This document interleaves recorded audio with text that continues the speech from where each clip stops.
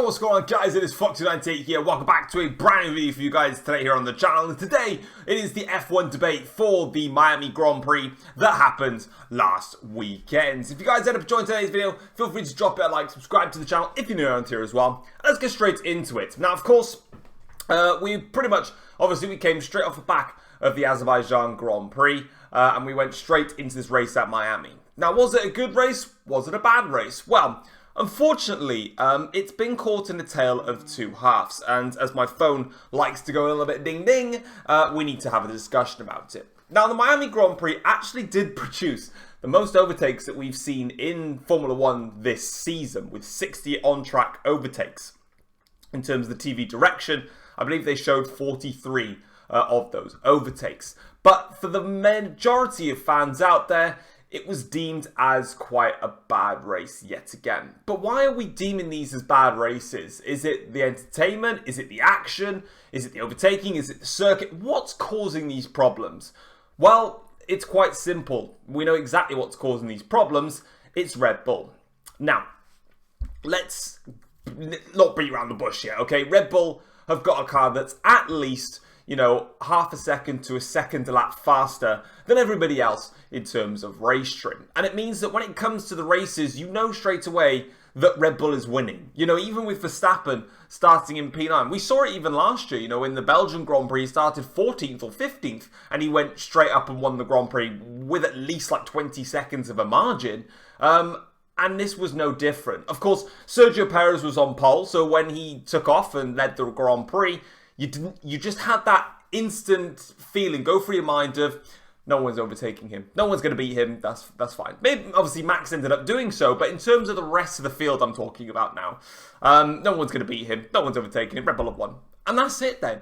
And the problem that we've got is Red Bull's dominance is so strong and so powerful that we just don't really accept that. So why aren't we accepting that? Why do we think something different? Well, a lot of the new fans would have joined Formula 1 in 2021, because it was such a hyped season with, so much action, so much drama, so much chaos, and a championship battle that, as we know, went to the final race and they were level on points. Like, genuinely, in terms of a script for the 2021 season, you couldn't have scripted it any better for a viewer, for a fan, and for entertainment purposes.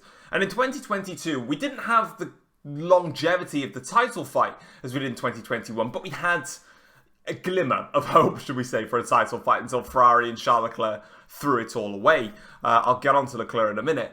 And of course, the end of the season, then Red Bull dominated, but there was still a bit of, thoughts of a title fight between Red Bull and Ferrari, and it disappeared. And then into 2023, the expectation was that Red Bull would obviously still be strong, but they have their penalty, which a lot of people thought would hurt them now, but it never did, and it never will.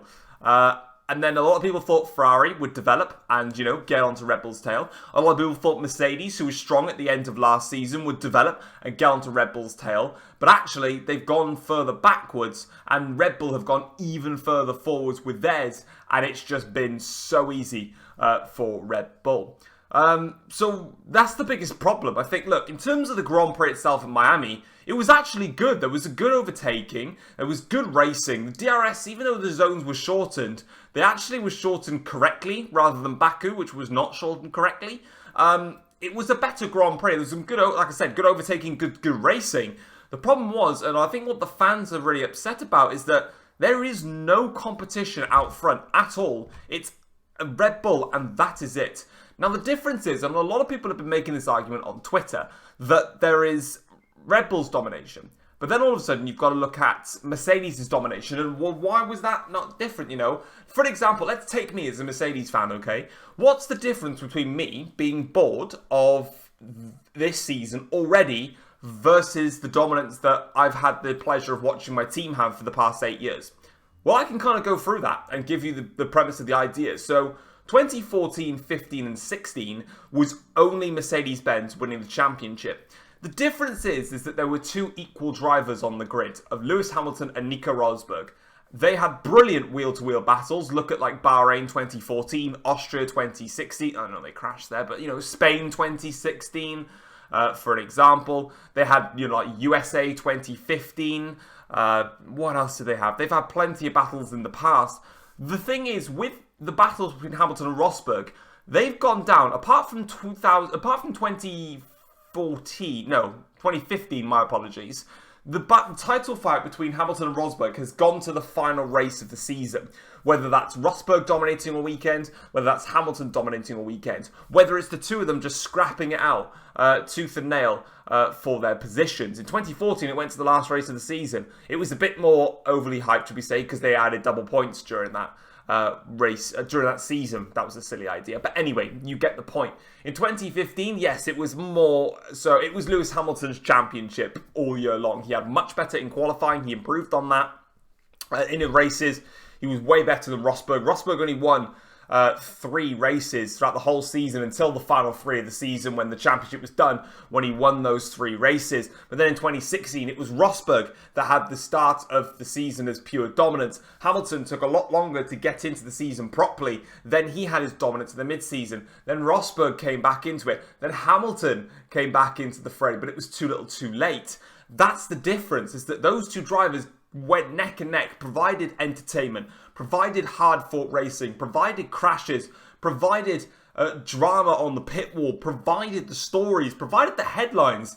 Understandably, you know, we want more teams fighting for a championship, but when you've got a team that dominates, the problem you've got is most of the time you've got one set alpha male at that team. Michael Schumacher at Ferrari, Ayrton Senna at McLaren, when Alain Prost left, because again, even in 1988, I think, was Prost in the... Yeah, and in 1989, I keep forgetting Prost left in 1990, they had 2 great drivers with a great car, which they went back and forth with each other with. But then, you know, Alonso in Renault, he was the primary man. If he won at Ferrari in, you know, from 2010 to 2014, he would have been the main man. Vettel at Red Bull, Verstappen at Red Bull. There's always a primary driver in there, and that's what a lot of people don't seem to remember. Back into Mercedes dominance is in 2017 and 2018. Arguably, that's a full-on championship fight between Mercedes and Ferrari, in which Ferrari should have won both championships thanks to their team just not being good enough, and their driver, Vettel, unfortunately, no offense, wasn't good enough in the title fight. 2019, again, it was more Mercedes. It's very similar. You know, they had like 7 1-2s in a row. Then the rest of the field came back at them and then ebbed and flowed. So, you know, there was a little bit going on in 2019, but that was kind of a season that was already over, so it was a little bit boring. 2020, like I said, that was just pure Mercedes dominance, the fastest car you'll ever see in Formula 1.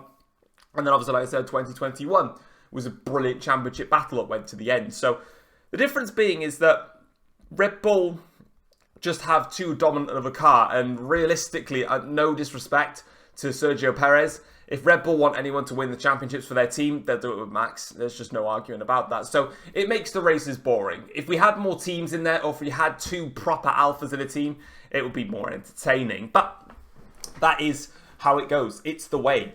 Now, looking at the Miami Grand Prix overall, it was a very interesting one because the track evolution was huge, like throughout the whole of the weekend. You know, FP1 was really dusty and dirty and oil, you know, making things, you know, difficult for grip, which was quite fascinating to see. And all of a sudden, we had the exact replica of 2022 with Mercedes first and second in practice, FP1, and then they completely just curtailed off from there.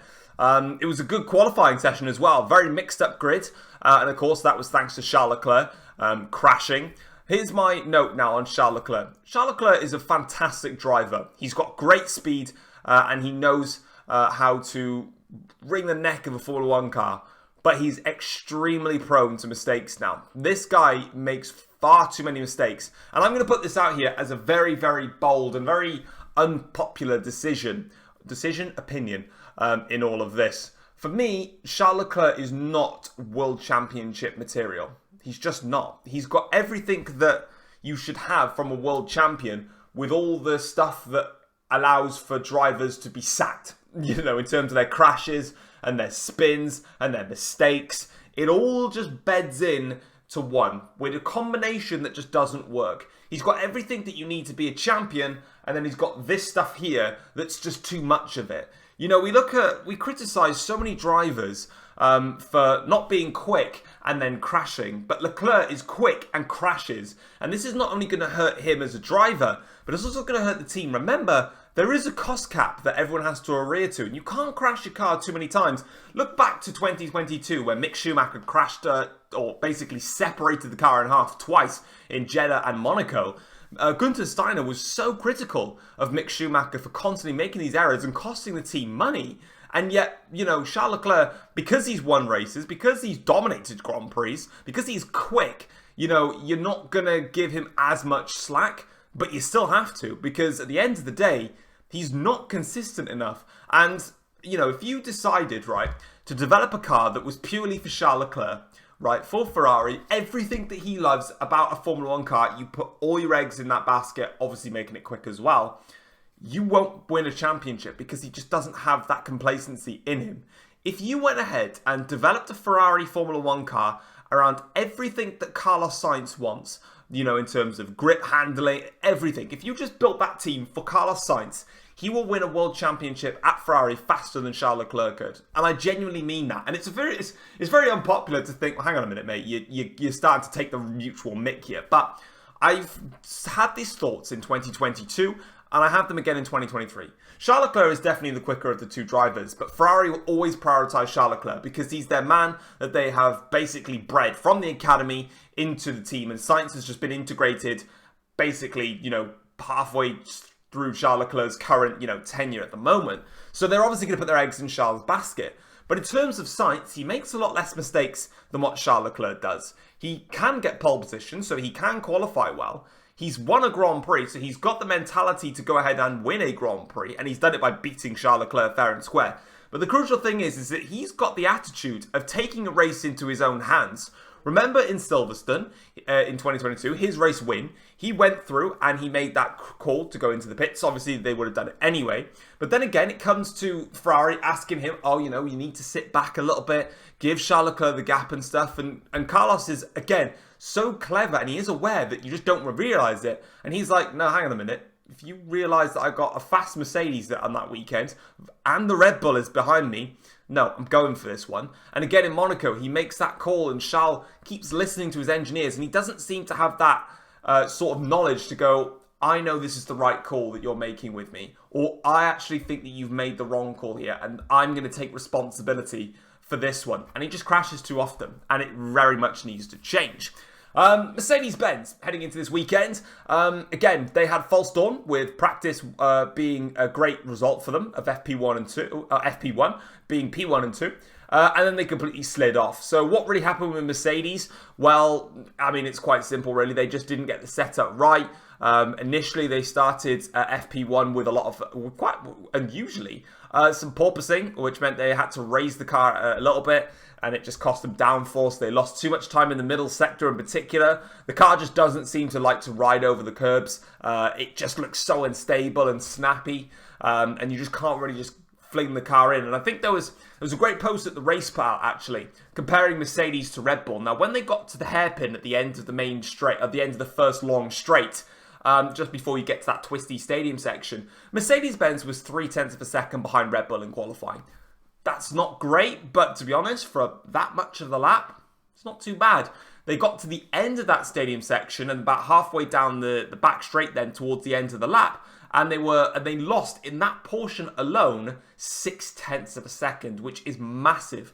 And they really just got caught out, and obviously Hamilton knocked out in Q2. Their race pace is still far superior to pretty much, well, it's the third fastest car in race trim, in my opinion. I still think Red Bull is the fastest, then it's Aston Martin, then it's Mercedes, then it's Ferrari. I still think they've got the third fastest car in race trim. And George Russell put on a great display, and Hamilton had a brilliant comeback drive, especially after being caught up in the DRS train. But what really annoys me, and I never actually ended up making a video on it, but it is what it is. Everyone seems to be talking about Mercedes so much, and I know why they're doing it, because Mercedes have won 8 championships in a row, and now all of a sudden they've dropped off the ball. But Mercedes-Benz has got the third fastest car. They're changing concepts come Imola. We expect them to bring a brand new floor, brand new front suspension, new side pods, and it's going to be a big, big change for the team. But everyone keeps talking about how they're not performing well enough, and their car's not performing well enough. why are we not talking about Ferrari? I don't understand this. We know that Ferrari are going to do a concept change because they need to, but I'm sorry. Okay, Baku was a very good indication for Ferrari that they got good top-end speed because Leclerc bagged pole twice there. But Ferrari, overall, if we look at it, in Bahrain, they had the third fastest car. Now, I know Charles Leclerc was on for a podium, but I've mentioned this before. Aston Martin had the second fastest car that weekend. They didn't get qualifying right. They got held up in the traffic, and it didn't hurt. It hurt them. Jeddah, the second fastest car, quite easily. Australia, the third fastest car. Mercedes was quicker. Baku, they had the second fastest car again. I know Charles Leclerc got the podium, but Alonso overall was probably fractionally a bit further ahead. Again, qualifying sort of let him down. Do you know what? Actually, I'll lay it off a bit. Ferrari had the second fastest car in Baku. And Alonso, third fastest car. And then we go to Miami, second fastest car. They've got such a good car. And yet, Ferrari all of a sudden, we just look at Ferrari and why are they not getting as much slack? I don't understand it. They are way off of it. And they've probably, for me, been the more bigger disappointment this season than Mercedes. Now, we have said that Mercedes and Ferrari have been big disappointments because they've fallen back. More so, Red Bull have actually taken a bigger step forward because we've seen that if they're changing their concepts, it means that in terms of the development curve, Red Bull's is like here, whereas Mercedes and Ferraris is like sort of there. I'm trying to work it out on a camera, sorry. It's like that. Red Bulls goes like that, and then they just go like that. And that's basically what it's come down to. But Ferrari have gone even further backwards because Mercedes have basically stole the third fastest car. They were last season and they are this season. Ferrari were the second fastest car fighting for a championship, now the fourth fastest car. And I don't quite understand why they're not getting talked about. They should be the ones taking more slack because they're the ones that have fallen even further back compared to the rest. But that's just my opinion anyway. I think Ferrari just seem to be getting away with it more than anybody else. Looking further down the field, though, I thought Haas was very impressive this weekend, including Kevin Magnussen. He kept Charles Leclerc at bay for literally the whole race. Leclerc had a shocking weekend in Miami. Absolutely awful. One of his worst weekends that he's had as a Ferrari driver. But Magnussen was brilliant. Got P4 in qualifying. Did some great overtaking on Charles Leclerc. Was unfortunate to only get 1 point, but he had a great race. And I was really happy for Kevin Magnussen. Of course, McLaren they were... I don't know what's going on with McLaren. I don't know. I have such a huge soft spot for McLaren. I love McLaren. But I don't understand it. They brought a big upgrade in Baku, which would have basically what should have been what they started the season with. And it's not taking them anywhere. In fact, it's taken them further back than it has forwards. I don't really know what's going on with that. I think McLaren... I don't know. They just seem to be relying on this new wind tunnel that they've got coming. And sure, it's going to make a difference, but... they need to be doing stuff now, and I'm so puzzled. I really am. Obviously, the regulations for this year of raising the floor edges has hurt them badly, but yeah, it just doesn't seem to make sense as to what's going on. But oh well, it is what it is. I guess they just need to get their act together. Alpine, interesting one with Alpine that came out recently with Laurent Rossi literally outbursting twice. To not only to Alpine on their own websites and stuff, but even to Formula One in their own website, basically just lashing out, saying that consequences were already being made. They're way below expectations, way below what the resources they've been given, etc. And it was a very fascinating piece because it kind of gives me the feeling, are Alpine going to be in the sport that much longer? We've seen Renault dipping in and out of the sport quite frequently over the past few years. They were in the sport for a while, and then they left, and then they came back, and then they're now Alpine. They've not really done anything, and I do agree with them. They've very much gone below expectations, and their target was to be the finish P4 in the championship, but be closer to the top three. Well, let's face it, they ain't getting fourth in the championship. They're not going to beat Red Bull, so they can only get second and below. Aston Martin, Mercedes, and Ferrari are too far ahead for them. I just can't see it happening. I really can't, and I just get the feeling that I wonder what's going on with Alpine in terms of the management as well. Like, if Rossi's saying that he shouldn't be involved as much, but then he's getting involved by lashing out, and by doing all this public lashing out, it's just going to give bad morality to the team. I don't know. It's a weird one from what Rossi has to say, but if he's got to give Alpine a kick up the arse, well, you got to do it one way or another. And he's kind of taking that one as he stands. Another person that needs to get a kick up the arse is Nyck de Vries. Sources coming out, obviously, this week that he has the ultimatum. He's been shown the yellow card for his performances over the first 5 races that haven't reached the levels of what the team expect. And obviously, Yuki Tsunoda. In fairness to Tsunoda, he's been excellent this year with 4 P11s and a P10. So, you know, fair play to him, or something like that, I think, anyway. I do personally feel, though, it's very harsh on de Vries. You know, the guy's never been in Formula 1 before, ever. And all of a sudden, you're saying after 5 races, well, if you don't improve, you're out. Like, this is why I genuinely, I hate Red Bull. I just hate the whole program. The one thing I love about what Red Bull do is that they do have a genuine program, which you can get to Red Bull, but they are so harsh on you in terms of driver performances. You don't get time. Nyck de Vries is, you know, a slightly older rookie. I think he's 27, 28, something like that. The guy's never raced in Formula 1 before. He had a fantastic race in Italy for Williams, but people seem to forget that the Williams is so quick, is super quick in a straight line, and de Vries qualified brilliantly. Don't get me wrong, had a great race. But the fact is that apart from that, these first 5 races are the first that he's ever been in. Now, granted, he's had a couple of crashes. So in Miami, he went into the back of, I think it was Norris or Piastri, which was very clumsy of him. In Australia, let's not forget that Logan Sargent did the same thing as what Nick did to Piastri in Miami and rear-ended him when he was close to the points anyway. So that's 2 races that you rule out the window. One was his fault, one wasn't. He's had 1 or 2 little incidents here and there. In Baku, okay, that's a driver error, but however many people had driver errors during Baku, during that weekend. So, yeah, I've heard it's the next 3 races he's got to try and improve. I just find it really unfair, and I don't quite agree with it, but Red Bull will always be Red Bull, and Marco will always be Marco, and they'll never change, so I kind of don't really like it, but, you know, it is what it is in that phrase. I hope he does well for him, because I wouldn't like to see him lose his seat, but we're not Red Bull, so we don't have any justification on that one. But yeah, apart from that, the whole race itself was all right. Oh, one thing from me. Please, can we never, ever, ever, ever have driver introductions during a Formula 1 race weekend ever again? It's the cringiest thing ever. I hate it. I really do. It's so stupid. And the fact is all the drivers are just there like, why are we doing this? I don't like doing this. It's stupid. I don't think... Can we stop now? Can we just stop? But no, I hated it. It was really cringy. Please don't ever do it ever again. I beg of you. Please. Okay, cool. In terms of the circuit, though, I wanted to quickly address the circuit because a lot of people have been criticising Miami because it's basically given us 2 subpar races. I really like the circuit layout. I think it's a good circuit layout. I thought the DRSs, even though they shortened them, I think they were probably a little bit too much shortened. Maybe they could have gone that, maybe done it half from what they actually did. So I think, say for example, it was 100 meters they shortened the DRS by. I think shortening it by 50 was probably fair enough. Unless you're Red Bull, where you might as well just get rid of their DRS because it's pointless them having it. They're just that quick anyway in a straight line. I still think it's a good circuit. I just don't like the Mickey Mouse Stadium section in the middle sector.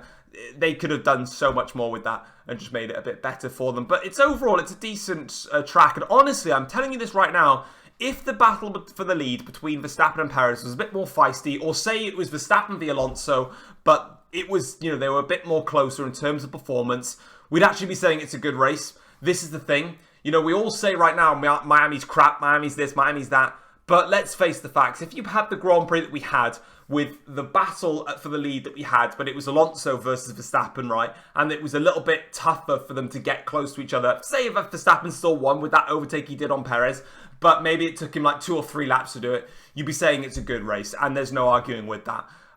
It's just the fact that we just don't have a battle for the lead for the moment. And that's what's really killing us right now. But will we have a battle for the lead come Imola onwards? Because as I make my review ready for the next races, which I'm actually away for, so I'll mention that afterwards. But my prediction for the Emilia-Romagna Grand Prix, Red Bull win the Grand Prix, there's no doubt about that. Mercedes-Benz are the team I'm really looking forward to. A, obviously, because they're my team. But B, they've got a big package coming, just like my big package down here. I'm joking. I don't know why I had to do that. I didn't have to do that, but I did. Anyway, they've got a big package coming. They've got new French rumours.